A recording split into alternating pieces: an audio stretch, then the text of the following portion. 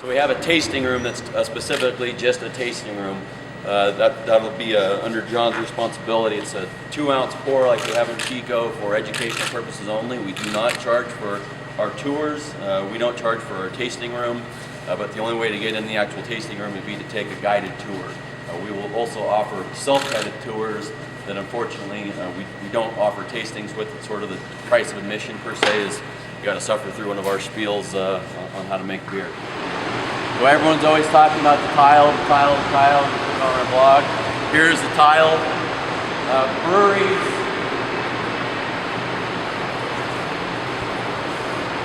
Breweries need to be cleaned.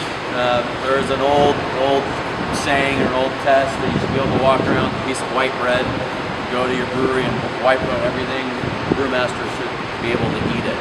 So if your brewery's dirty, no one's going to want to eat it. White bread shows everything. So you want to be able to hose things down, and you've got a clean organic material. So there's a lot of chemistry that's also used. So you need high chemical resistant tile. This brewery is 100% automated, so we don't have hoses to drag around. The torpedo process still uses hoses, but most of the brewing process is hose free, all with valve panels. So impact resistant isn't that big of a deal here, but these tiles are very, very good for impact resistance. This is Arglet tile, actually from Germany.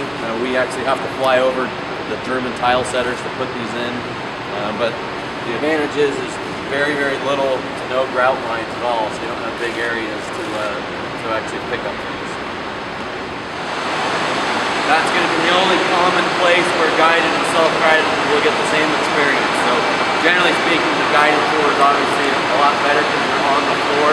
We just can't have people on the floor during bottling because there is glass explosion risk. So packaging is where we keep people separated, and it's also loud. So that's the only commonality. So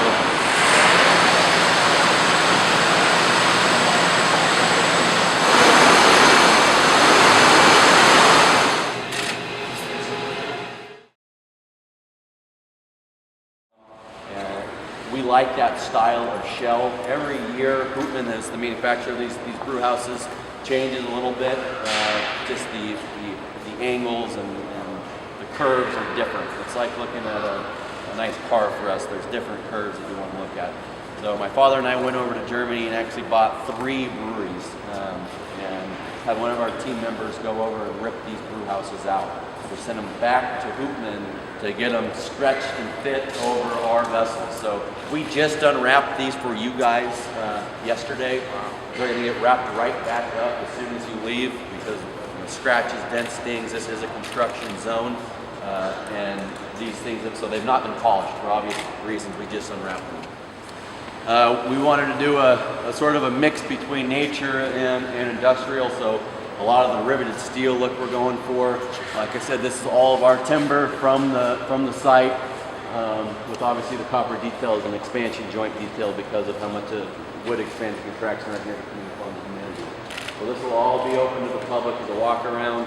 Obviously the paint will go the whole way up and down, and like I said, the wainscot will go all the way around at this level. God, I can't wait.